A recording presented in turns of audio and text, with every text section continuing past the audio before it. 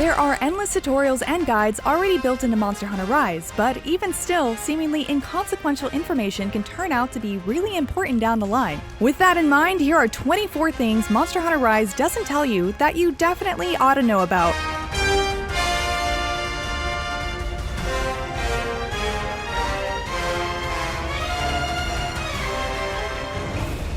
Village quests can only be done solo, and gathering hub quests can be tackled in multiplayer, meaning those will be a bit harder, even if they do directly scale based on how many hunters you have with you. Also, the story isn't restricted to village quests. You'll have to switch over to hub quests eventually to finish the story. Once your village quest level is 4 stars, you'll start receiving special license tests. Upon completing these fairly difficult quests, you'll increase your gathering hub quest level by 1 rank. So if you're looking to bypass some of the earlier star levels in the hub, try waiting for these special license tests.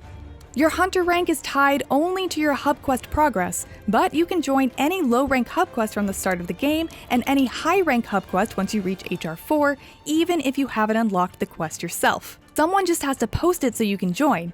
As an additional bonus, these quests will already count as completed once you do unlock them, except for urgent quests. Those you'll have to do again.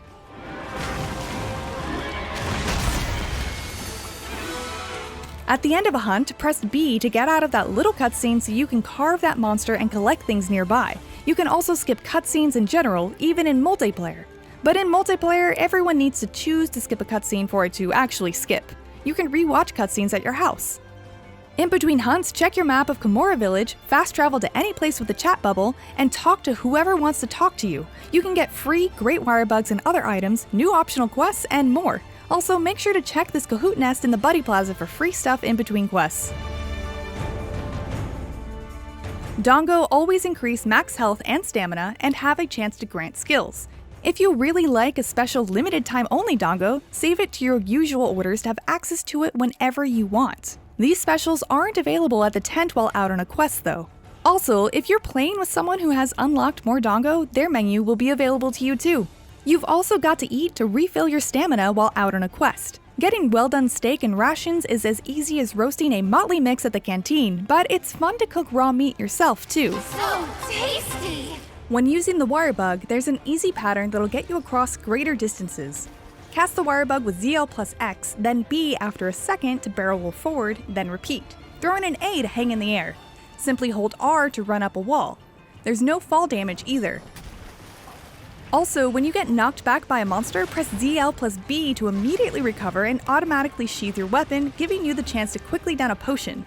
Lastly, prepare a small or large bomb on your item bar, then Wirebug dash and press Y to toss a small bomb or pelt a large bomb below you. Take this! Large, non-target monsters are extremely easy to mount with just a few Wirebug attacks, so consider riding one to the target monster, or just luring it there with a stink mink.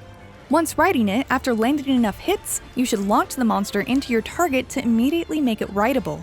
Then you just ride the target monster and launch it into walls repeatedly for a bunch of damage and a free knockdown. If you've already ridden the target, you most likely won't be able to ride it again anytime soon. It takes quite a long time to build that meter up again, so just perform a mounted Punisher instead.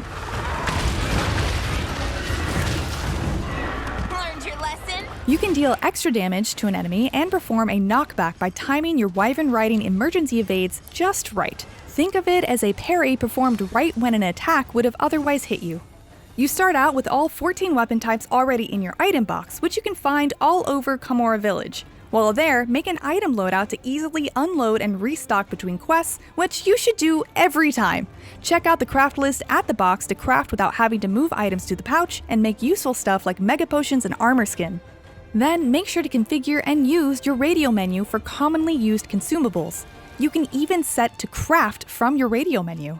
As you hunt monsters, you'll fill out your hunter's notes, which tell you a monster's weaknesses and the best way to get the particular material you're after, whether it's by killing and carving, breaking a certain part, or capturing. You can also find tutorials for each weapon here.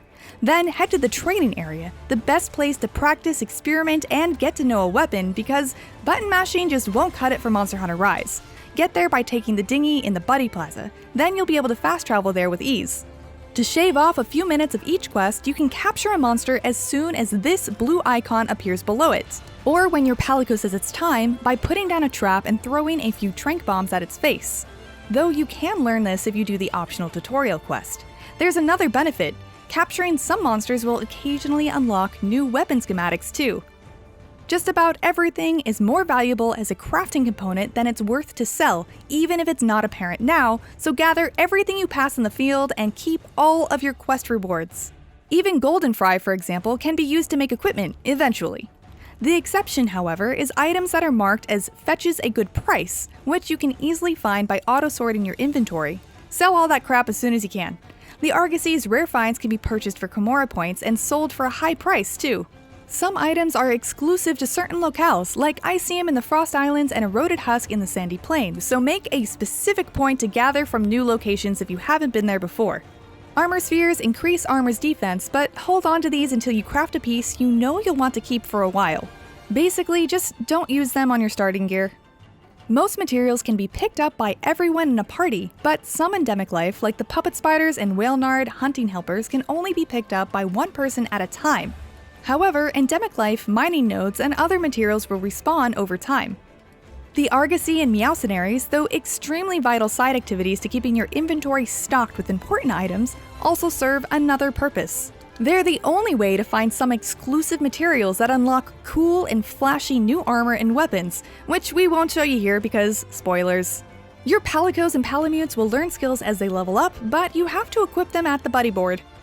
Though wearing multiple pieces of the same set will grant you a bonus to elemental resistances, it's okay to mix and match. Especially after you reach high rank, you may want to mix different pieces together to find a combo of armor skills that match your playstyle and weapon of choice. For example, Kazu Waist and Legs have Focus and Slugger. Great for hammers and hunting horns, but if you're not fond of the skills on the rest of the set, find something else.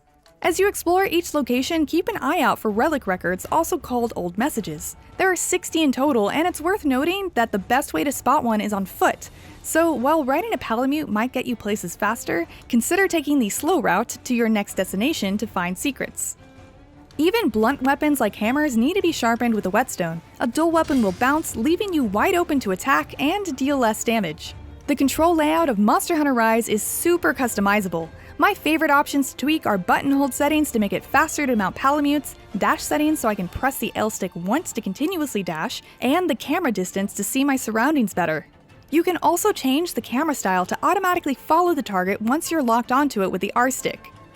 You might hit the village hub credits, but there's significantly more game, monsters, and story after that, so keep going. I can tell you an unlimited list of tips for Monster Hunter Rise, but for more, you'll have to check out our full Monster Hunter Rise wiki on IGN.com. You can also see this concise beginner's guide and tips to conquering the rampage, but for everything else, stick with IGN.